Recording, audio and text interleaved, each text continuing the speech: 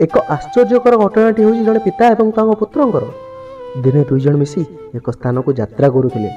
ହଠାତ୍ ବାପା ଦେଖିଲେ ରାସ୍ତା କଡ଼ରେ ଥିବା କାଦୁଅରେ କିଛି ପିଲା କ'ଣ ସନ୍ଧାନ କରୁଛନ୍ତି। ତାହାକୁ ଦେଖି ପୁଅଟିର ବାପା ସେ ପିଲାମାନଙ୍କୁ ପଚାରିଲେ, ଆରେ ପିଲେ, ଏ କାଦୁଅରେ କ'ଣ କରୁଛ? ସେହି ପିଲାମାନଙ୍କ ଭିତରୁ ଜଣେ କହିଲା, ଆପଣ କ'ଣ ଦେଖିପାରୁନାହାନ୍ତି? ଏଇ ସାମ୍ନାରେ ଏକ ସୁନାର ଫଳ ଅଛି। ଆମେ ଏହାକୁ ପାଇବା ପାଇଁ ବହୁତ ଚେଷ୍ଟା କରୁଛୁ।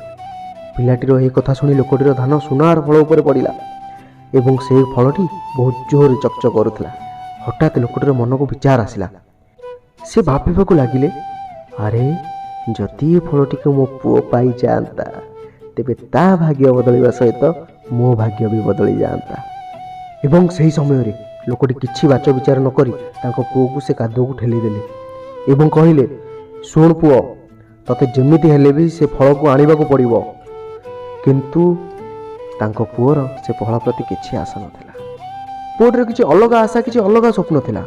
ସେ ବହୁତ ଚେଷ୍ଟା କଲା ତାଙ୍କ ବାପାଙ୍କୁ ବୁଝାଇବା ପାଇଁ କି ମୋ ଖୁସି ଏ ଫଳରେ ନାହିଁ ବାପା, ମୋର ଅନ୍ୟ କିଛି ଆଶା ଅଛି, ଅନ୍ୟ କିଛି ସ୍ୱପ୍ନ ଅଛି। ଏ କଥା ଶୁଣି ପିଲାଟିର ବାପା ବହୁତ ଜୋରରେ କ୍ରୋଧାତୁର ହୋଇପଡ଼ିଲେ। ସେ ପୁତ୍ରର କୌଣସି କଥା ଶୁଣିଲେ ନାହିଁ। ପିଲାଟିକୁ କାଦୁଅକୁ ଠେଲିଦେଲେ ଏବଂ କହିଲେ, ଶୁଣ, ମୁଁ ତୋର କୌଣସି ଇଚ୍ଛା ଶୁଣିବାକୁ ଚାହେଁ ନାହିଁ। ତତେ ମୁଁ ଆଦେଶ ଦେଉଛି, ତତେ ଯେମିତି ହେଲେ ବି ସେ ଫଳକୁ ଆଣିକରି ଆସିବାକୁ ପଡ଼ିବ। ପୁଅଟି ତାଙ୍କ ବାପାଙ୍କ ସ୍ୱପ୍ନକୁ ପୂରଣ କରିବା ପାଇଁ ନିଜର ପ୍ରାଣପଣେ ଉଦ୍ୟମ କଲା ଏବଂ ବହୁତ ଚେଷ୍ଟା କଲା ଯେ କିଭଳି ଭାବରେ ସେ ସୁନାର ଫଳକୁ ସେ ତା ହାତ ମୁଠାକୁ ଆଣିପାରିବ। ପିଲାଟି ନିଜ ହାତ ଗୋଡ଼ ସାହାଯ୍ୟରେ ବହୁତ କଷ୍ଟ କରୁଥାଏ ଫଳଟିକୁ ପାଇବା ପାଇଁ, କିନ୍ତୁ କାଦୁଅରେ ପିଲାଟି ଫସି ଫସି ଯାଉଥାଏ। ସେହି ସମୟରେ ପିଲାଟି ବୁଝିପାରିଲା ଯେ ଏହା କାଦୁଅ ନୁହେଁ, ଏହା ହେଉଛି ଏକ ଗଭୀର ପଙ୍କ। ପିଲାଟି ବହୁତ ଜୋରରେ ରଡ଼ି ଛାଡ଼ୁଥାଏ, ଚିଲ୍ଲାଉଥାଏ, ତା ବାପାଙ୍କୁ ଡାକୁଥାଏ, କିନ୍ତୁ ତା ପିତା ତାର କୌଣସି କଥା ଶୁଣୁନଥାନ୍ତି ଏବଂ କୁହନ୍ତି, ଦେଖ, ବାହାନା କରନି, ସେଠି ଆହୁରି ବି ଲୋକ ଅଛନ୍ତି, ସେମାନେ ବି କରୁଛନ୍ତି, ତାହେଲେ ତୁ କ'ଣ ପାଇଁ କରିପାରିବୁ ନାହିଁ?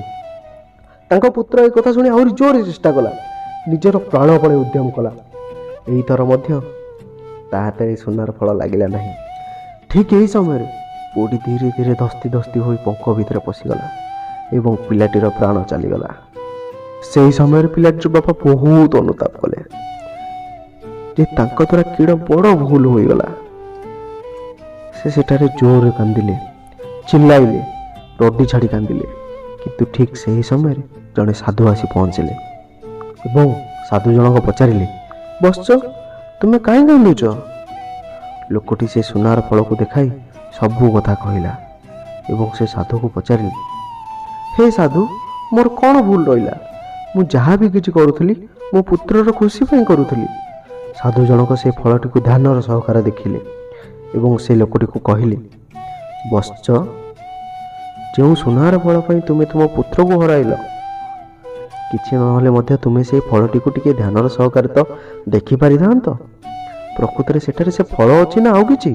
ଏହା ଶୁଣି ଲୋକଟି ଜଣକ ରାଗିଗଲେ ଏବଂ କହିଲେ, ଏଇ ତ ସାମ୍ନାରେ ଫଳ ଅଛି, ମୋତେ ଦେଖାଯାଉଛି, ଆପଣଙ୍କୁ କ'ଣ ଦେଖାଯାଉନାହିଁ କି?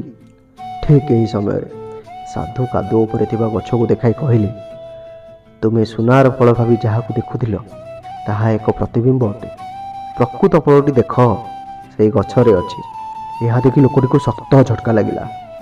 ପୁଣି ସାଧୁ ଜଣକ ଲୋକଟିକୁ ଦେଖି କହିଲେ, ନିଜ ପୁତ୍ରକୁ ଜୋର ଜବରଦସ୍ତି କରି ଧକ୍କା ଦେବା ବଦଳରେ, ପୁଅଟିକୁ ବାଧ୍ୟ କରିବା ବଦଳରେ ଯଦି ଆପଣ ତାକୁ ପଚାରିଥାନ୍ତେ, ପୁଅ, ତୁ କହ, ତୁ କ'ଣ କରିବାକୁ ଚାହୁଁଛୁ?